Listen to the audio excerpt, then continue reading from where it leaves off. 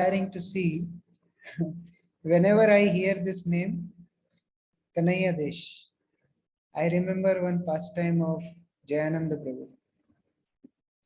Jayananda Prabhu was a very dear disciple of Srila Prabhupada, and he was very exemplary in his all dealings. तो मैं जब भी ये कन्हैया देश शब्द सुनता हूँ तो मुझे बहुत उत्साह मिलता है और मुझे श्रील प्रभुपाद के एक बहुत प्रिय शिष्य जयानंद प्रभु के विषय में एक बात याद आती है. जयानंद प्रभु, when he used to go to some gardens, he used to offer whole tree to Krishna. Generally we offered fruits, generally we offer vegetables to Krishna or grains to Krishna. Jayanand Prabhu used to offer whole tree to Krishna, that whoever will come and take some fruits from that tree, that will become prasad. That was his thought. तो जयानंद प्रभु क्या करते थे, जब वो किसी उद्यान में जाते थे, किसी बगीचे में जाते थे, तो पूरे के पूरे पेड़ को ही वो भगवान श्री कृष्ण को अर्पित कर देते थे.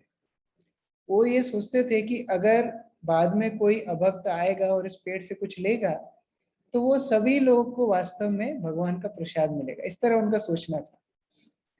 In the same way, I was thinking, His Holiness Jayapataka Swami Maharaj initiated whole country in one sense. He gave the name Kanhaiya Desh. तो मैं उसी तरह सोच रहा था, श्री श्रीमद जयपताका स्वामी महाराज ने ये पूरे देश को ही मानो नया नाम दे दिया, आध्यात्मिक नाम दे दिया, कन्हैया देश. जो कोई भक्त नहीं है उसको भी इसका सुअवसर मिलेगा. Even non-devotees will get benefit. We are seeing how wonderfully the preaching is growing, and it is always a source of inspiration. हम लोग बहुत ही उत्साह, बहुत ही प्रेरणा लेते हैं जिस तरह कन्हैया देश में कृष्ण भावनामृत का प्रसार प्रचार चल रहा है. In our spiritual lives, how deep we are, how substanceful we are, we can understand from our inclination to study the instructions of spiritual master. हम लोग अपनी भक्ति में कितने प्रगाढ़ रूप से संलग्न हैं, हम उसको देख सकते हैं कि हमें आध्यात्मिक गुरु के निर्देशनों को कितनी गहराई से समझने की उत्सुकता है. So the way all devotees from Kanhaiya Desh are eager to study Srila Prabhupada books, that shows how resolute they are in their Krishna consciousness. जिस तरह कन्हैया देश के भक्त लोग श्रील प्रभुपाद की पुस्तकें पढ़ने के लिए उत्साही हैं, उससे पता पड़ता है कि उनकी कृष्ण भावनामृत में कितनी रुचि है. मैं अपने आप को बहुत सौभाग्यशाली समझता हूँ कि मैं आप लोगों का संग प्राप्त कर रहा हूँ और आपके आशीर्वाद से हम आज कुछ श्रीमद् भागवत की चर्चा करने का प्रयास करेंगे. I personally feel very fortunate that I am getting association of such sincere devotees, and with your blessings I will try to discuss something from Srimad Bhagavatam. This Srimad Bhagavatam is ripened fruit of all Vedic literatures. Nigam kalpa tarur galitam phalam. ये श्रीमद् भागवतम सारे वैदिक शास्त्रों के एक परिपक्व फल के समान है. किस तरह का फल? What type of fruit? Once when Sri Chaitanya Mahaprabhu was doing Harinam Sankirtan, all devotees were dancing very enthusiastically, and the eldest people, they used to dance more energetically. जब चैतन्य महाप्रभु संकीर्तन करते थे तो एक बार इस तरह हुआ, सब भक्त बहुत ही उत्साह से नृत्य कर रहे थे, और जो वयोवृद्ध थे, जिनकी उम्र थोड़ी ज्यादा थी, वो लोग और भी ज्यादा उत्साह से नृत्य करते थे. जैसे कि अद्वैत आचार्य, जैसे कि नित्यानंद प्रभु, हरिदास ठाकुर, इस तरह अलग अलग बहुत हम पुरी में भी देखते हैं. हरिदास ठाकुर, वक्रेश्वर पंडित, सभी जो ज्यादा उम्र के लोग हैं वो ज्यादा नृत्य करते हैं. तो we also seen Chaitanya Mahaprabhu's pastime. Those who are elderly, they dance more enthusiastically. So one time in Navadip, Chaitanya Mahaprabhu was doing Sankirtan with his devotees, and they were dancing very enthusiastically. And then they became very hungry. तो इस तरह संकीर्तन करते करते एक बार भक्त लोग बहुत ज्यादा थक गए, भूखे भी थे, तो चैतन्य महाप्रभु ने अपने हाथों से एक आम का बीज लगाया और वो आम के बीज को तुरंत एक पेड़ में बदल दिया। तुरंत जैसे ही उन्होंने बीज डाला वैसे ही पेड़ निकल के बाहर आए और उस पेड़ में बहुत सुंदर आम के फल लगे। सो Chaitanya Mahaprabhu personally sowed a seed in one place, and immediately one tree sprouted out and it became bigger, and there were so many mango fruits. There were 200 mango fruits in one tree. 200 आम के फल उस पेड़ में लगे और सभी भक्तों ने उन फलों को उस पेड़ से निकाला। और वो कैसे फल थे?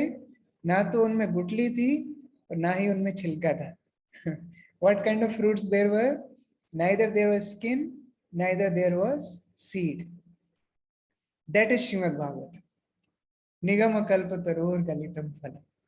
It's such a sweet fruit. There is no seed, there is no skin, and sukhmukhat. It came from the mouth of Sukadev Goswami. Therefore, it became even more sweeter. So this is Amal Puran. It describes about Krishna himself. Like there are so many incarnations of Krishna, they exhibit some amount of Krishna's Swarup Shakti. But Krishna is Krishnastu Bhagavan Swam. He exhibit 100% Swarup Shakti. जैसे भगवान श्री कृष्ण के विभिन्न अवतार हैं, तो कोई अवतार किसी तरीके का स्वरूप शक्ति बताते हैं, 5%, 10%, 20%, 50%, 70%, लेकिन श्री कृष्ण पूर्ण पुरुषोत्तम भगवान है। उसी प्रकार से अनेक शास्त्र भगवान का ही गुणगान करते हैं, लेकिन अमल पुराण श्रीमद् भागवतम स्वयं श्री कृष्ण स्वयं है। In the same way, different scriptures, they glorify Supreme Lord only. But this spotless Puran, Srimad Bhagavatam, is Krishna himself. I remember when I was very young, maybe 7-8 years old, I went to my grandparents and they gifted me Srimad Bhagavatam. So they told me, this is Krishna himself. Don't place it on ground. Don't place it in vehicles, diggy also. Don't keep anywhere. You should keep it in your lap and carry it. They said actually you should keep on your head and carry. But for practical reason, they said our town was little far. They said, okay, keep on your lap and carry personally. Don't keep anywhere else. So मैं एक बार जब बहुत छोटा था तो अपने दादा दादी के पास गया था, तो उन लोगों ने हमको श्रीमद् भागवत भेंट में दी थी। तो उन्होंने बोला था ये श्रीमद् भागवतम भगवान से अभिन्न है, ये भगवान का वांगमय अवतार है, इसको आप नीचे नहीं रखना, गाड़ी के डिग्गी में भी नहीं रखना, आपके सिर पे रख के ले जाना चाहिए, लेकिन क्योंकि आप बहुत दूर जा रहे हैं, आपकी गोदी में आप रख के लेके जाइए, ये भगवान स्वयं है। So this is Srimad Bhagavatam, is Krishna himself. We are very fortunate. We are reading from first canto, which is Krishna's lotus feet. हम लोग पहले स्कंद से पढ़ रहे हैं जो भगवान श्री कृष्ण के चरण कमल, 6वां अध्याय, श्लोक नंबर 1। तो मैं पढ़ूंगा, हम लोग रिपीट तो नहीं कर पाएंगे क्योंकि बहुत कम टाइम है और 10 श्लोक कवर करने हैं। तो मैं पढ़ूंगा और आप लोग तो ऑलरेडी पढ़े हुए हैं, जानते भी हैं, तो आप लोग आस्वादन कीजिए। सूत उवाच इवं निशम्य भगवान देवर्षिर्जन्म कर्म च भूय प्रपच्छतं ब्रह्मन् व्यास सात्वती सुता। Suta said, O Brahmanas, thus hearing all about Sri Narada's birth and activities, Vyasdev, the incarnation of God and son of Satyavati, inquired as follows. यहाँ पर सूत गोस्वामी सौनकादि ऋषियों को बोल रहे हैं कि ओ ब्राह्मण जन, जब नारद मुनि के जन्म और क्रियाओं के बारे में व्यासदेव ने सुना, तो उन्होंने आगे और भी पूछा, उन्होंने पूछा कि आगे क्या हुआ था। तो उस तरह व्यासदेव अपनी उत्सुकता दिखा रहे हैं नारद मुनि से सुनने के लिए। Vyasdev is showing his inquisitiveness to know about Narad Muni. This inquisitiveness is very important in Krishna consciousness. ये उत्साह, ये लौल्यम, ये स्वार्थ नहीं बोलना चाहिए, ये लोभ कृष्ण भावनामृत में बहुत जरूरी है। हम लोग इमेजिन कर सकते हैं कि मान लीजिए हमको कोई बुला करके बोल रहा है कि आपको मैं 1 किलो सोना देना चाहता हूँ, तो हमारा रिएक्शन कैसा होगा? क्या हम ऐसे बैठेंगे, हाँ दे दो, देना है दे दो, कोई बात नहीं? क्या हम ऐसे रिएक्शन देंगे? हम लोग पूरे उत्साह से बोलेंगे हाँ दीजिए, कैसे ले जाना है, कैसे कब ले जाना है। In the same way we should receive Krishna consciousness. This is real wealth. Like if somebody wants to offer us some gold, how we will react? We'll say, okay, give us. If you don't give, also no problem. No, we will react so enthusiastically. Please give me. I want to take. When I should come, how I should come. We'll become super excited. So for if material wealth we are so excited, how much we should be eager for the spiritual treasure. The Srimad Bhagavatam is real wealth. So Guru sometimes tests the disciple. गुरु कभी कभी अपने शिष्यों की परीक्षा लेते हैं कि वो आध्यात्मिक ज्ञान को प्राप्त करने के लिए कितने उत्सुक हैं. कई बार गुरु उतना ही देते हैं जितना शिष्य संभाल पाता है. Sometimes the spiritual master only gives that much disciple can handle. Because if he gives more and disciple doesn't care for it, it is an offense. अगर गुरु और भी दे देंगे और शिष्य संभाल नहीं पाएगा तो ये एक अपराध है. One time, one disciple came to Srila Prabhupada and he asked Prabhupada that I am not happy with my married life, I want divorce.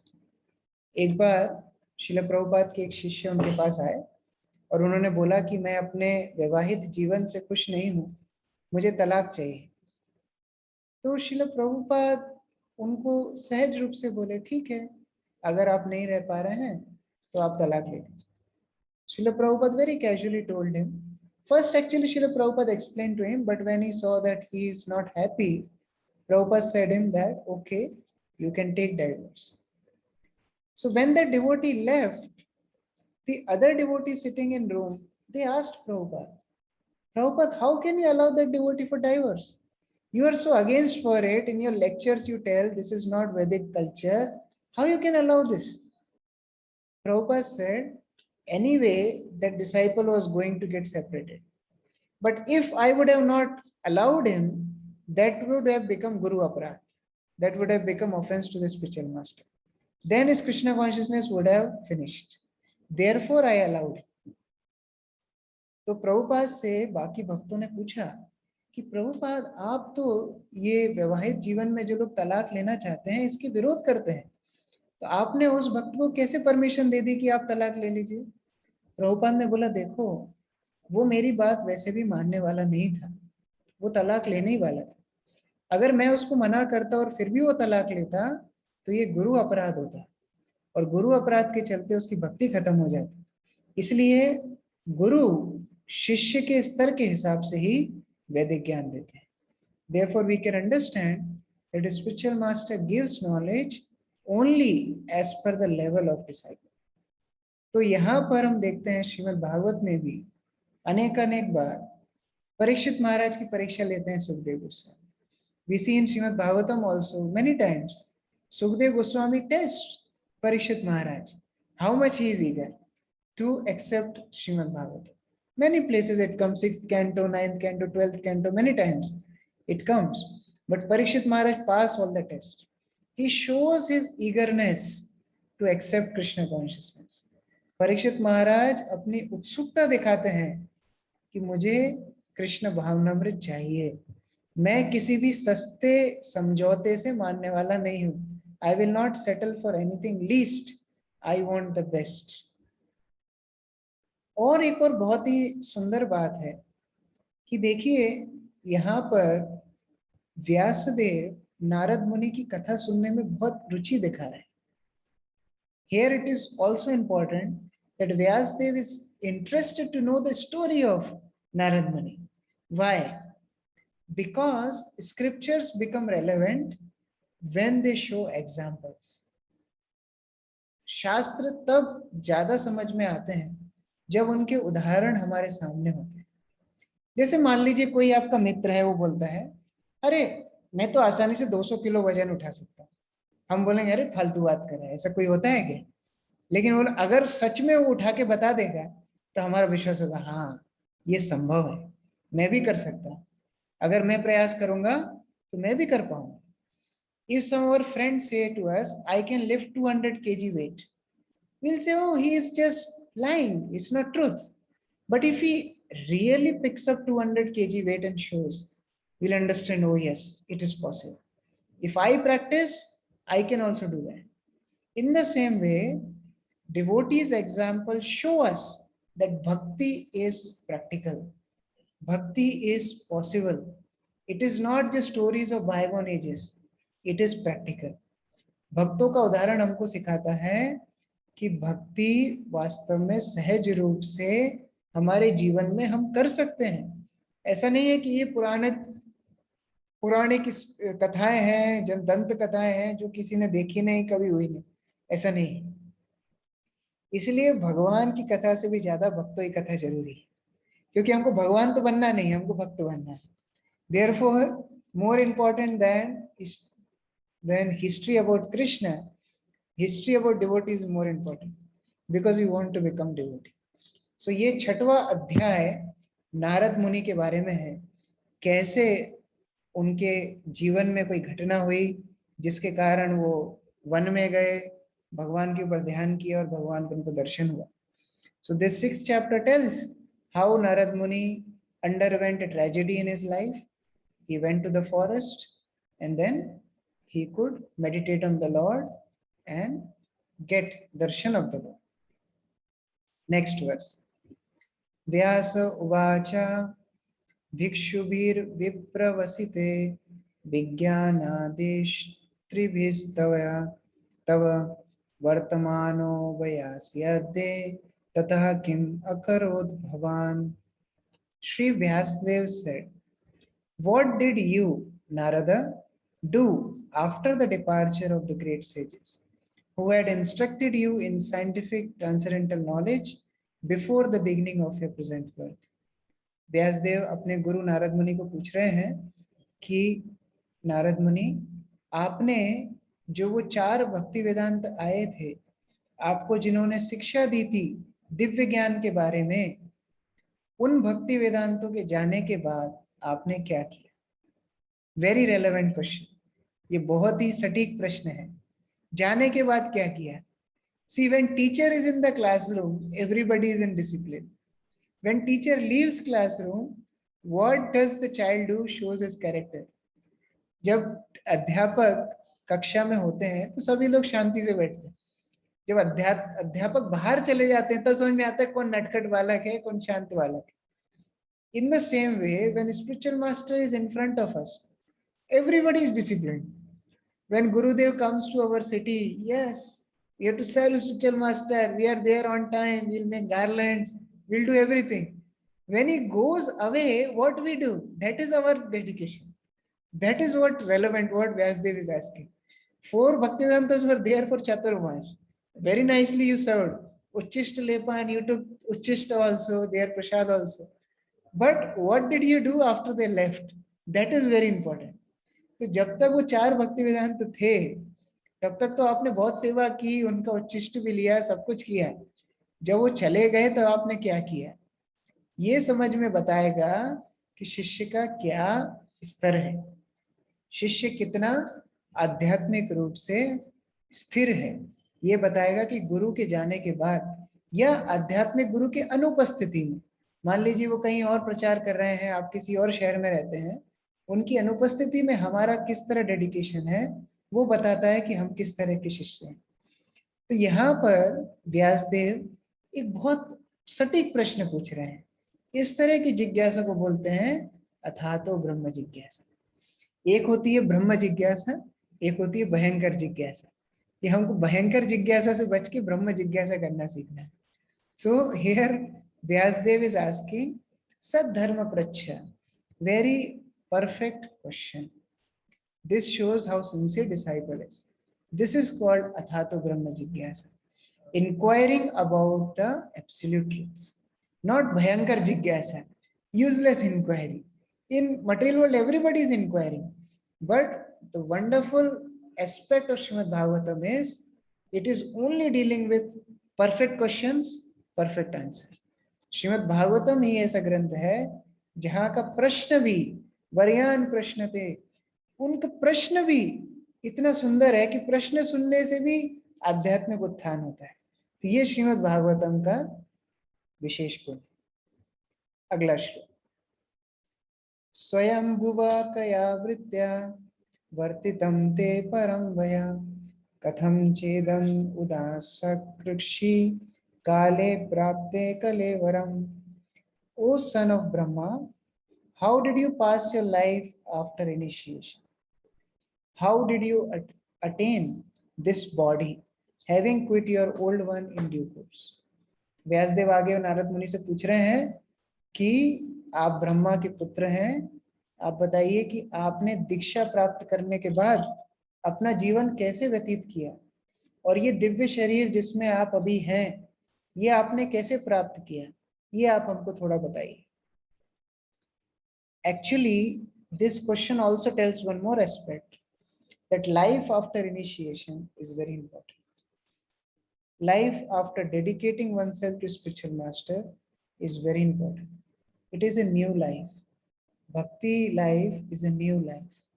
It's not old life. Many times people think that, oh, this is just a aspect of my life. No. We are coming to Krishna consciousness, we should be fully committed. It is not a club. It is not a socializing platform. It is okay, full day I am on my own and I also go to ISKCON. ISKCON is not like that. It is a movement. Movement means what? Movement means commitment. Like there was Indian national movement.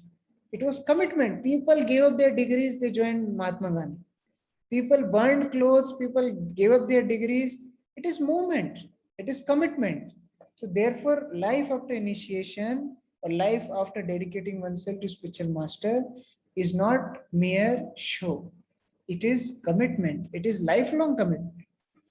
इसलिए हम लोग देखते हैं यहाँ पर भक्ति जीवन मतलब होता है नवीन जीवन।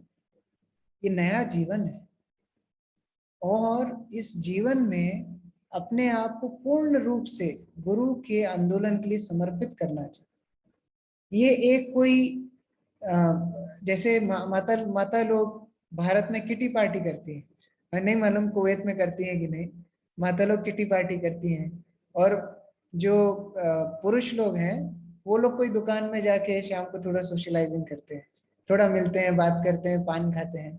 उस तरह इस्कॉन नहीं है। इस्कॉन एक आंदोलन है। आंदोलन मतलब क्या है? जैसे जब भारत का स्वतंत्रता आंदोलन चल रहा था, लोगों ने अपनी पढ़ाई छोड़ी, घर से जितना अंग्रेजी सामान था सब जला दिया, अपना व्यापार छोड़ा, ये होता है आंदोलन, पूर्ण रूप से समर्पण। तो हम लोग जो इस्कॉन में आए हैं, हमको उस तरह आंदोलन देखना है। मैं एक प्रभुपाद के शिष्य की जीवनी पढ़ रहा था, उनको प्रभुपाद ने एक शहर में भेजा मंदिर खोलने के लिए, अकेले को। तो वो कुछ समय बाद प्रभुपाद के पास आए कि प्रभुपाद मुझे कुछ 2-4 भक्त दीजिए, कुछ पैसा दीजिए, मैं कैसे उधर प्रचार करूंगा। प्रभुपाद ने बोला, जब मेरे गुरु महाराज ने मुझे निर्देश दिया था ना, तो केवल निर्देश ही दिया था और कुछ नहीं दिया था, तो मैं वो निर्देश को लेके ही गया। निर्देश, आध्यात्मिक गुरु निर्देश ही देते हैं, उसके बाद हमको अपना जीवन उस निर्देश को पालन करने के लिए लगाना है। I was remembering one incident from one Prabhupada disciple's life. Prabhupada sent him to a city to preach and build temple. So after some days he came back to Prabhupada and asked that, Prabhupada, please give me some people, some men, some money, how I will build temple. Prabhupada said, when my Guru Maharaj gave me instruction to preach, he gave me only instruction, no manpower, no money. and I have dedicated my life to my Guru's order. So this is disciple's job. Here, Vyasdev is asking, you were son of the maid servant. How you got this spiritual body? This is very astonishing. What did you do after initiation? यहाँ पर व्यासदेव बोल रहे हैं कि बड़ा विस्मय पैदा करता है कि आप एक दासी पुत्र थे और अभी आप इस आध्यात्मिक शरीर में सभी जगह विचरण करते हैं, भगवत भक्ति का प्रचार करते हैं। तो मुझे बताइए कि आपने इस स्तर को कैसे प्राप्त किया। अगला श्लोक।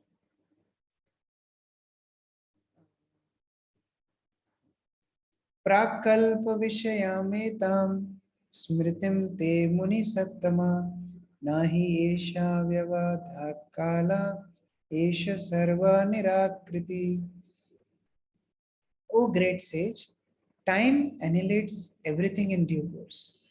So how is it that this subject matter which happened prior to this day of Brahma is still fresh in your memory, undisturbed by time?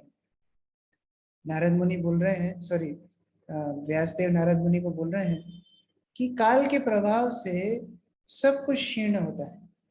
तो ऐसा कैसे हुआ कि ये आध्यात्मिक ज्ञान जो पिछले कल्प में आपको मिला था, ब्रह्मा के पिछले दिन में आपको मिला था, आपकी स्मरण शक्ति में अभी तक बना हुआ है, काल का इसके ऊपर प्रभाव नहीं पड़ा। तो ऐसा कैसे हुआ, आप थोड़ा हमको समझाइए। So here it tells that how spiritual knowledge goes life to life. इधर बताया है कि आध्यात्मिक ज्ञान कैसे जन्म जन्म से जाता है। अगर हम अभी बड़ी डॉक्टरेट कर लें, पीएचडी कर लें, बड़ी बहुत सारी रिसर्च वर्क कर लें, हमारा अगला जन्म होगा फिर से हमटी Dumpty set on A wall पढ़ना पड़ेगा। ऐसा नहीं बोल सकते हमने पिछले जन्म में डॉक्टरेट किया था, अभी हमको आगे पढ़ने दो, नहीं, फिर से वो ABC यही पढ़ना पड़ेगा। बट भगवत ज्ञान ऐसा नहीं होता, भगवत ज्ञान जन्म जन्म तक जाता है। So here there is distinguish between spiritual knowledge and material knowledge. Even if you are very scholarly in this life, we do masters, we do PhD, in next life we have to again learn same, Humpty Dumpty set on a wall. We can't claim that, oh, I was so scholarly, you should give me next degree. No. But spiritual knowledge goes life to life.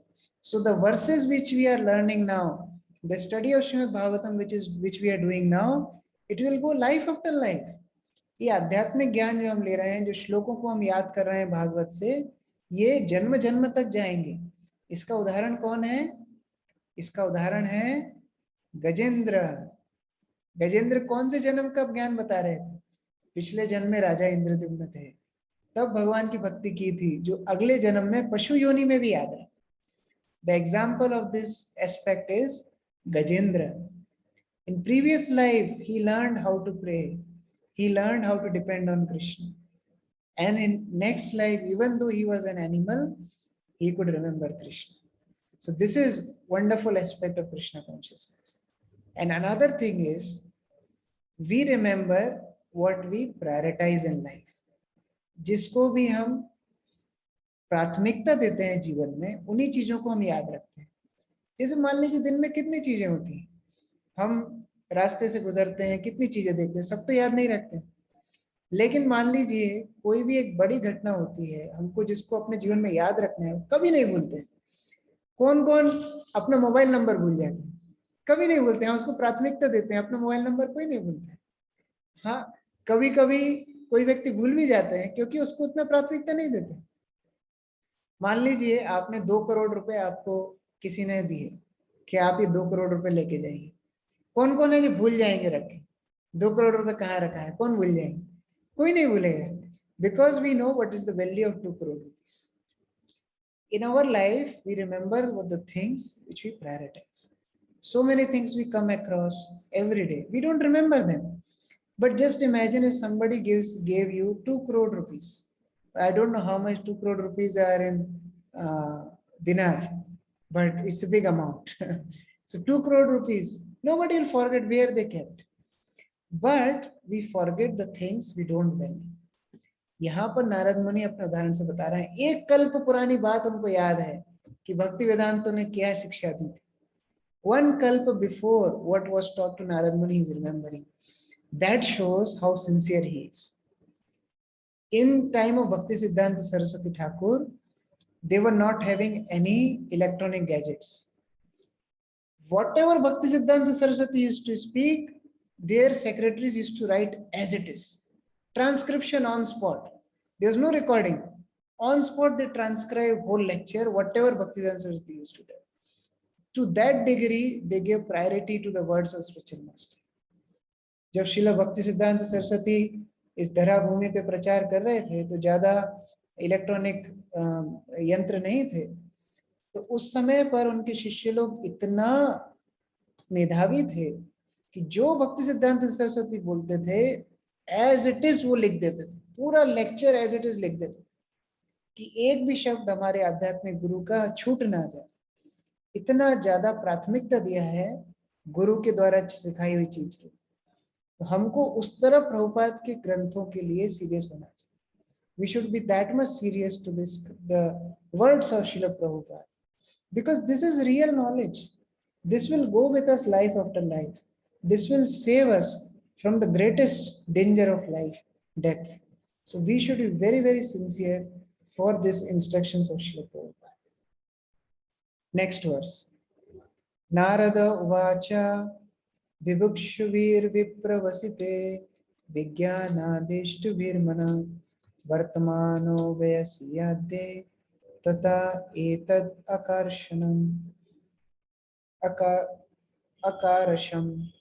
Sri Narada said, the great sages who had imparted scientific knowledge of transcendence to me departed for other places and I had to pass my life in this way. Narad मुनि ने बोलना शुरू किया और व्यासदेव को अपनी कहानी बहुत प्रेम से बता रहे हैं. बोल रहे हैं कि वो सारे भक्ति वेदांत अगले गंतव्य के लिए निकल गए और जिन्होंने मुझे ये आध्यात्मिक ज्ञान दिया था उस आध्यात्मिक ज्ञान को लेकर के मैं अपना जीवन आगे गुजारने लगा.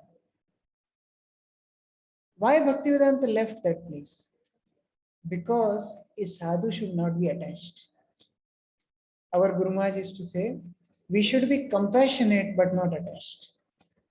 हम लोग करुणावान तो होना चाहिए लेकिन आसक्त नहीं होना चाहिए. Many times what happens, we become attached to a preaching. We think that we are preaching people, this is my group, this is my counseling, this is my student. It is nothing but material attachment. It is not a spiritual attachment. Only one thing in this world is, it is important to be attached, that is Guru.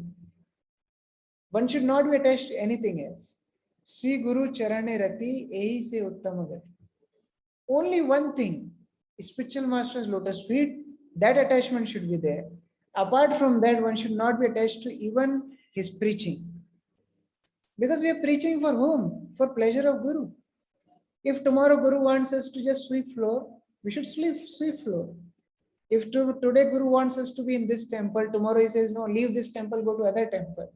We should go to other temple. But we become attached to our preaching. हम लोग आध्यात्मिक रूप से प्रचार करने का प्रयास करते हैं, लेकिन कई बार ऐसा होता है हम अपने प्रचार से आसक्त हो जाते हैं. अरे ये भक्त मैंने बनाया, ये मेरा ग्रुप है, ये तुम्हारा ग्रुप है, ये मेरे भक्त है, इनको तुम क्लास नहीं देना, इनको तुम मत बुलाना. ये जो स्पर्धा है ये आध्यात्मिक नहीं है, क्योंकि इससे पता पड़ता है हम अपने प्रचार से अटैच हो गए हैं, आसक्त हो गए हैं. ये संसार में केवल एक ही चीज ऐसी है जिससे आसक्त होना चाहिए, वो है श्री गुरु चरण रति यही से उत्तम गति. केवल गुरुदेव से आसक्त होना चाहिए. आज गुरुदेव चाहते हैं हम प्रचार करें, हम प्रचार करें. कल वो चाहेंगे हम ना प्रचार बंद करके हम झाड़ू लगाएं, हम झाड़ू लगाना है. क्योंकि भक्ति प्रचार से नहीं मिलती, भक्ति किताबें पढ़ने से नहीं मिलती, भक्ति झाड़ू लगाने से भी नहीं मिलती, भक्ति सदगुरु के आशीर्वाद से मिलती है.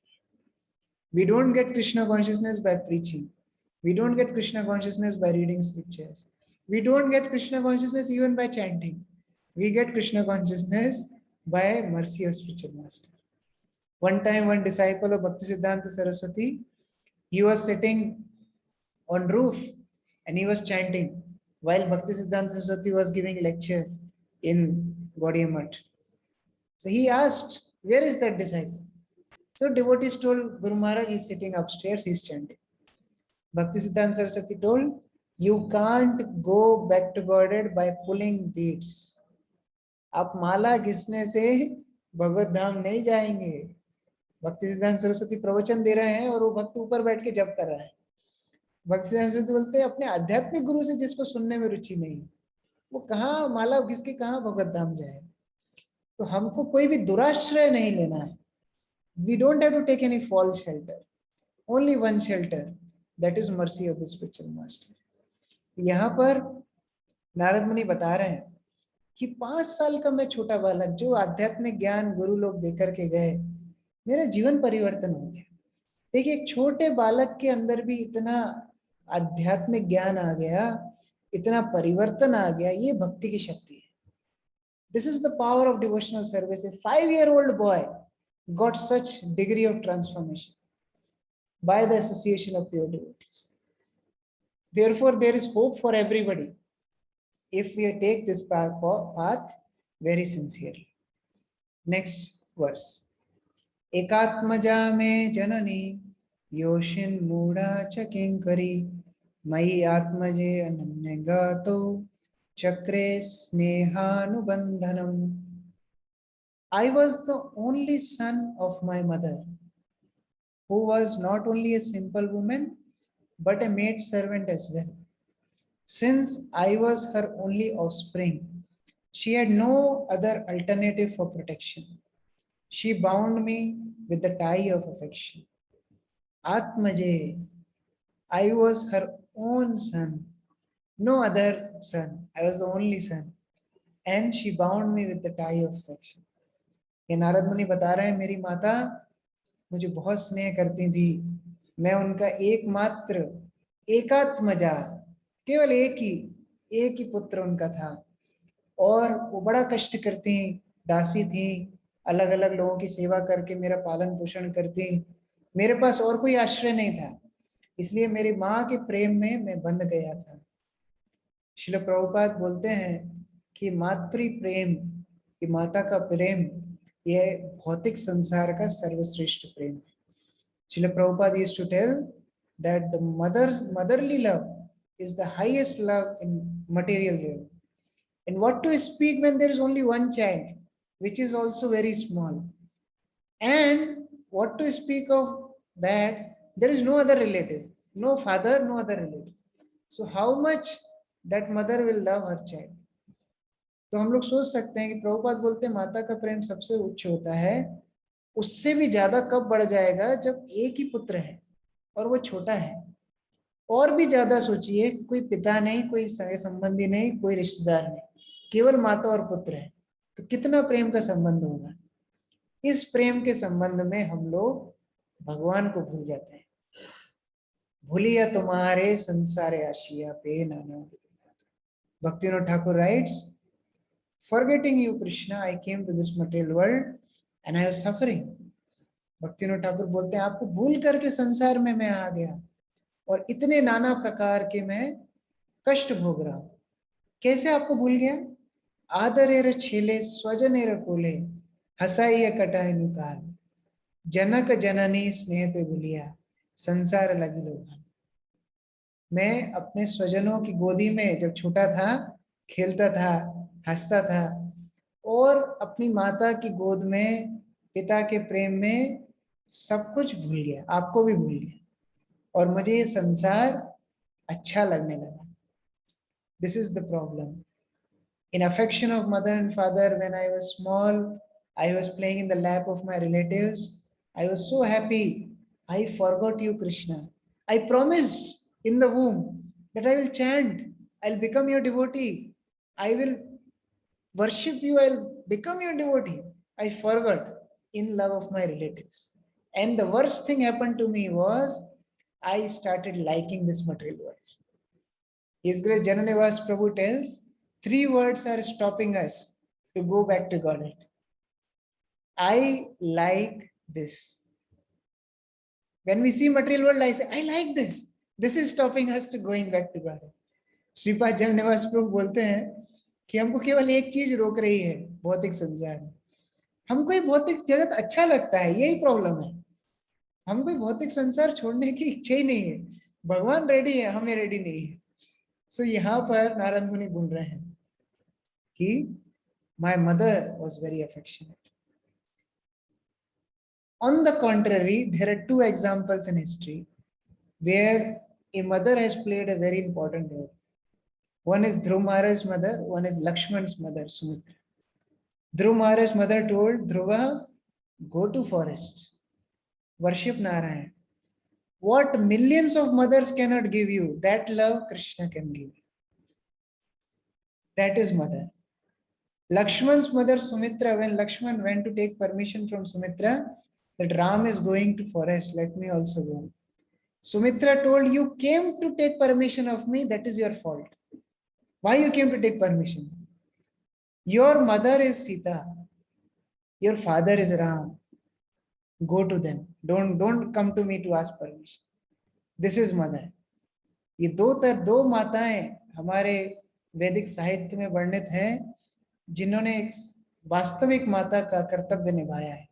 हम शास्त्र में पढ़ते हैं, गुरु न सस्या जननी न सस्यात्। इस वास्तविक माता का जो धर्म निभाया है, एक ध्रुव माता की ध्रुव महाराज की माता, उन्हें बोला ध्रुव जाओ जंगल में भगवान का ध्यान करो। जो करोड़ों माताएं तुम्हें प्रेम नहीं दे सकती हो, भगवान तुम्हें देंगे। और लक्ष्मण जब सुमित्रा के पास आए थे कि राम वनवास जा रहे हैं, हमको आप आज्ञा दीजिए वनवास जाने की, तो सुमित्रा बोलती हैं, आप हमसे पूछने आए हैं, यही आपका अपराध है। आप पूछने क्यों आए हैं? माता वैदेही सीता आपकी माता है और राम आपके पिता है। आपको जो स्नेह दे सकते हैं वो कोई नहीं दे सकता, आप जाइए, आप मुझसे पूछिए मत।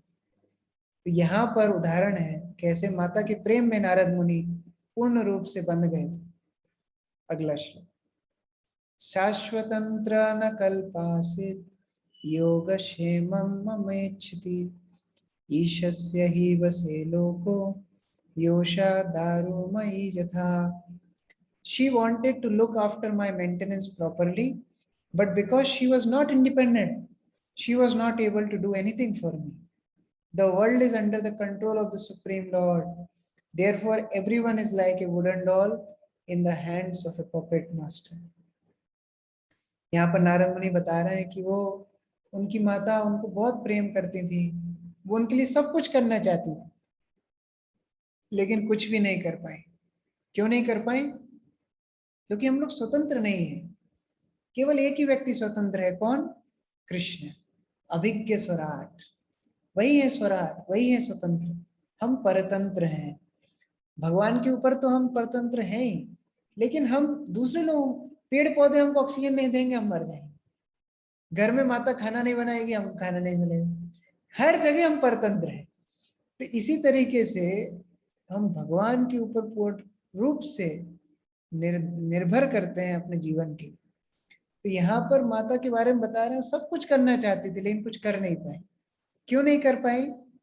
क्योंकि प्रहलाद महाराज बोलते हैं, अगर नरसिंह देव आप किसी पे कृपा ना करें तो अच्छे से अच्छा डॉक्टर भी मरीज को नहीं बचा सकते, और माता पिता जितना भी स्नेह करें बच्चे को नहीं बचा सकते। नरसिंह भगवान आप ही वास्तव में सुरक्षा करते हैं। Narsingh Dev, when Prahlad Maharaj was praying to Nrsimha Dev, he told that, my dear Lord, even best of the doctors can't save patient. If the most affectionate parents can't save children, if you are not on their side. One time in Ganga Sagar in India, you all know where Ganges meet Arabian Sea. So there, Bay of Bengal. So there, one family went and they were on the boat. So it was a nice boat and there were around 30-40 people sitting on the boat and they were riding. And one couple was there and they had a little child, maybe 5 years old. And the child was on the lap of mother. And he was, putting his hand in water. When you sit by the side of boat, it's very nice. You sit, you put water, your hand in the water. And so the child was putting hand in water. So others were telling, don't do that, it is risky. But child is child. And parents were saying, no, he's enjoying, let him enjoy. So they were doing.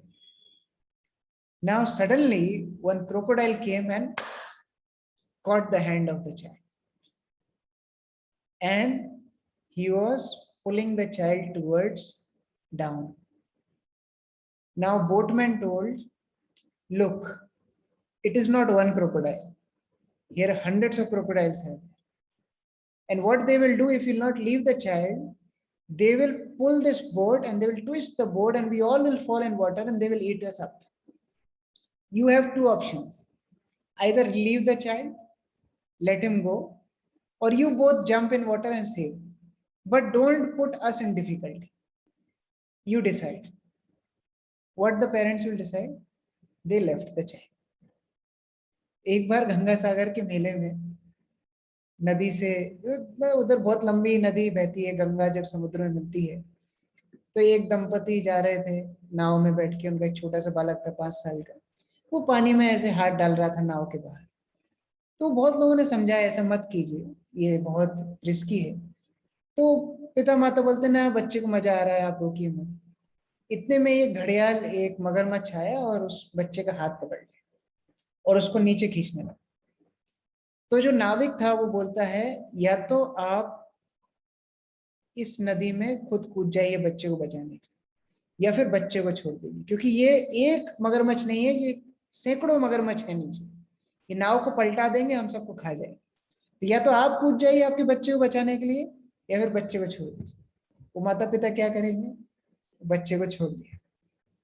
पिता माता भी बच्चे की रक्षा नहीं कर सकते अगर भगवान उनकी सुरक्षा ना करे। Mother father can also not save us, और अल्टीमेट प्रोटेक्टर इज कृष्ण। यहाँ पर नारद मुनि वही बता रहे। क्या हुआ? अहम च तद ब्रह्म कुले उशिवंस्तद उपेक्षया दिग्देश काल व्युत्पन्नो बालक पंच हायन। When I was a mere child of 5 years, I lived in a Brahmana school.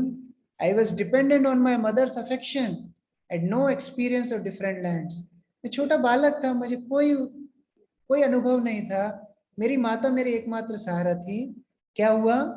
एकदा निर्गताम गेहात दुहांतिम निशिगम पथि सर्पोदशात पदा स्पर्शा कृपनाम कालचोदिता।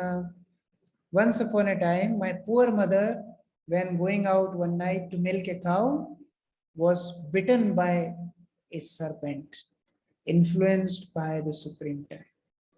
मेरी माता जो एक बार गौशाला में गाय को दूध निकालने के लिए गई थी, एक सर्प ने आकर के उनको डस लिया और काल के प्रभाव से उनकी मृत्यु हो गई।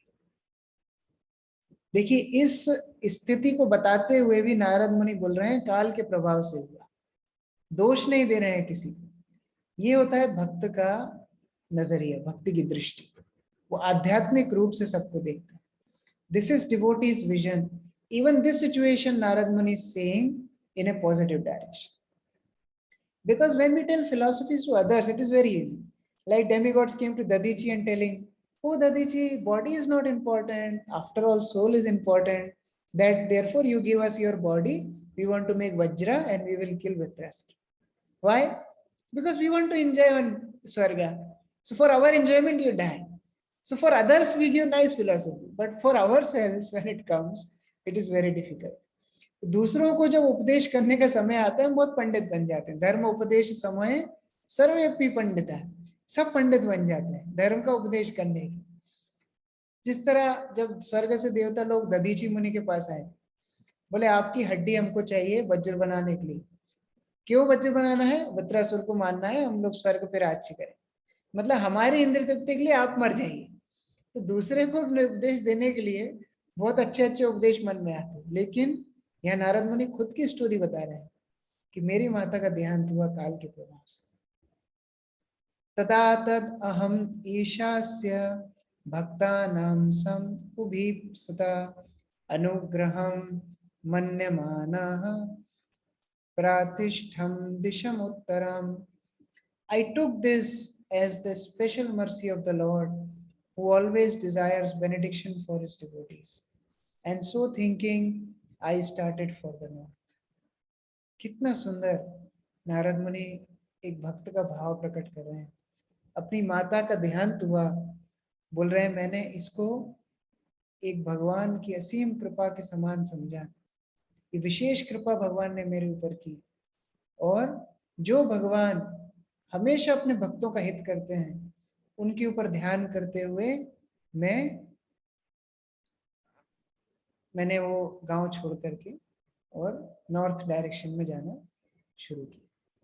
तो आप देखिए कितना सुंदर भाव है एक भक्त। एक माता जिसके ऊपर पूर्ण रूप से निर्भर कर रहे थे, उस माता के देहांत पर नारद मुनि ने इस तरह पढ़ लिया। विश्वनाथ चक्रवर्ती ठाकुर बोलते हैं उस माता का अंतिम संस्कार भी नहीं किया, ऐसे ही नारद मुनि छोड़ करके आगे चले। See such a wonderful mood of Narad Muni. He's not complaining. He's saying the Lord who always desire good for his devotees, why will do bad for me? So it is a special mercy. Narad Muni did not wait even to do final rites of the mother. He left and just marched towards north. Actually, Lord doesn't need anything from us. He doesn't take away anything from us. He only does things to bring us closer to him. भगवान को कुछ भी प्राप्त करने योग्य नहीं है जो हमसे छीन कर भगवान ले लें। Whatever he did to bring his devotee closer to him. Like there is another example in Bhagavatam. King Anga, he was father of Vena. Vena was such a notorious person. His nuisance was such bad. He was practically a demon. Anga took this opportunity that my son is useless. What is the use of staying with him? He left and became completely renunciate. So इसी तरह एक उदाहरण भागवतम में आता है वेण का। वेण जो था इतने उपद्रवी थे, एक राक्षस के समान ही थे।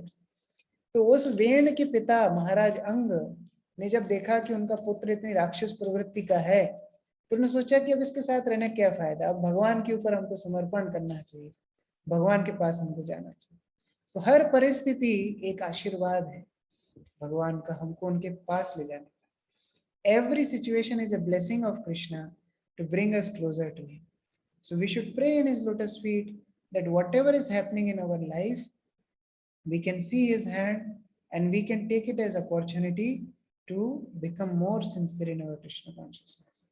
तो हम लोगों को इस तरह भगवान के चरण कमलों में प्रार्थना करनी चाहिए कि जो कुछ भी हमारे जीवन में हो रहा है, हम उसको भगवान का आशीर्वाद समझ के ये प्रयास करें कि हम उनकी भक्ति में और ज्यादा गंभीर रूप से संलग्न हो पाए।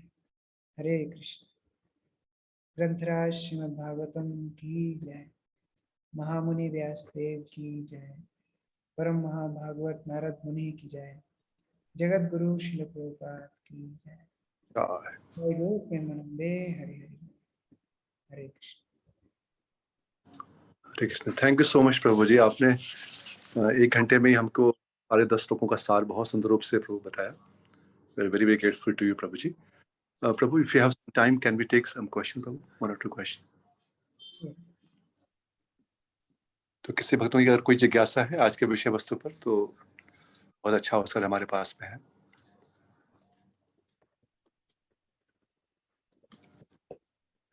Prabhu, one question comes to my mind, that verse number 9, where Sri Prabhupada writes that the purport, Yes. that is the way of dragging a sincere soul nearer to the God. Yes. And as you also mentioned very nicely that in the 9th verse that we should see all situations mercy of Lord. And as you also mentioned that the motherly love is, Prabhupada mentioned that it is a glimpse of true love we see in the motherly love in this material world. And here Narad Muni is completely detached. On the other hand, we see that when Prahlad Maharaj, also very exalted Vaishnava, when he was asked to ask for benedictions, so he said, please deliver my father. Although it's not an attachment kind of thing, but he had some good feeling for the father. At least he wanted his father to be delivered. And here, but we don't see anything about, we don't hear, maybe it's there somewhere, but we don't read actually in Srimad Bhagavatam that Narad Muni had something for her mother, his mother. So how to understand this, Prabhuji, this kind of thing? Yes. Actually, Vishnu Chakravarti Thakur tells that Narad Muni was not pure till this point. We will see in this chapter, like when Krishna gives him, the Lord gives him darshan. Actually, he doesn't give darshan. He gives him a glimpse and he tells that, I can't give you darshan because you are not pure. So, what is that purity? What is that impurity? The Acharyas explain he was too attached to live in the forest. Like he said, the sages, I want to just go from here. Therefore, even if mother died, he said, okay, this is Krishna's blessing. I want to go to the forest. He was too attached to that. And that was impurity, which, eventually got purified and then he left this body and became devout. On the other hand, Prahlad Maharaj, what to speak of his father? He says, till the time all these conditioned souls will not get delivered, I am anxious. I'm not worried about me. I'm anxious about these fools and rascals who are after material enjoyment. Till the time they all get delivered, I will not get peace. So this is compassion of pure devotee. तो यहाँ पर हम लोग देख सकते हैं कि नारद मुनि का आचार्य बताते हैं इस स्तर तक जहाँ की ये बात चल रही है, नारद मुनि पूर्ण रूप से शुद्ध नहीं थे. उनके अंदर एक इच्छा थी, मुझे जंगल में जाके भजन करना है. माता का देहांत हो गया, उसके बाद में उनकी इच्छा क्या है, वो जंगल में जाके भजन करना है. लेकिन जब भगवान ने उनको बोला तुम पूर्ण रूप से शुद्ध नहीं है, उन्होंने पूरा भजन किया, उसके बाद फिर वो शुद्ध रूप से भगवान की शरण में जा पाए. लेकिन प्रहलाद महाराज भगवान के शुद्ध भक्त थे. नारद मुनि कृपा से वो शुद्ध भक्त थे और अपने पिता की बात नहीं, वो ये बोलते थे जब तक इस संसार में कोई भी ऐसा व्यक्ति जो इंद्र तृप्ति के लिए भाग रहा है, मुझे चैन कैसे मिलेगा. मैं अपने लिए चिंता नहीं कर रहा हूँ नरसिंह देव, मैं इन मूर्खों के लिए चिंता कर रहा हूँ जो आध्यात्मिक ज्ञान छोड़ के भौतिक इंद्र तृप्ति में लगे हुए हैं, तो मुझे इनकी चिंता है. So that is a little difference in this things. Thank you, Prabhu. Thank you so much, Prabhuji.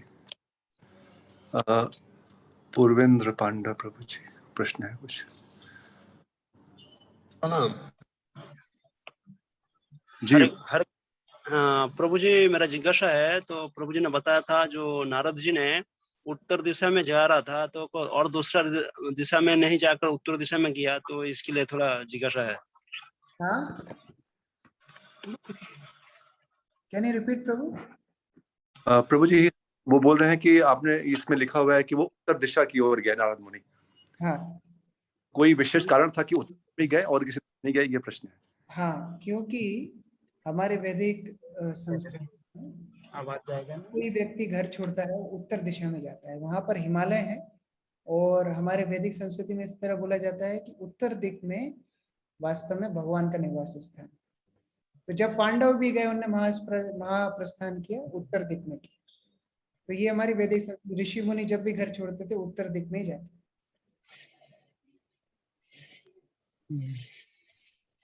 हरे कृष्ण प्रभु. और एक जिज्ञासा है. तो महाराज इंद्रद्युम्न का बारे में तो भागवत में कथा सुना है, 2 इंद्रद्युम्न महाराज है. तो जो गजराज की जो शरीर प्राप्त हुआ था श्राप के कारण से, तो जो इंद्रद्युम्न महाराज है उसका बारे में थोड़ा बताएगा तो अच्छा है. तो लंबी कथा है. उन्होंने वास्तव में एक ऋषि का अपमान किया. उस ऋषि के अपमान कारण उनको एक पशु योनि में बनना पड़ा, क्योंकि उस तरह जो सम्मान एक ऋषि को दिखाना चाहिए वो नहीं दिखाया. तो ऋषि ने उनको बोला कि तुम्हारी बुद्धि जड़ पशु के समान है, तो तुम पशु बन गए, इसलिए वो पशु बने. लेकिन फिर भी आध्यात्मिक ज्ञान उनके साथ में आ गया. वो उदाहरण मैं दे रहा हूँ. ये राजा इंद्रद्युम्न दूसरे राजा इंद्रद्युम्न है. जगन्नाथ की जो कथा में इंद्रद्युम्न राजा का वर्णन है वो अलग है, ये राजा इंद्रद्युम्न अलग.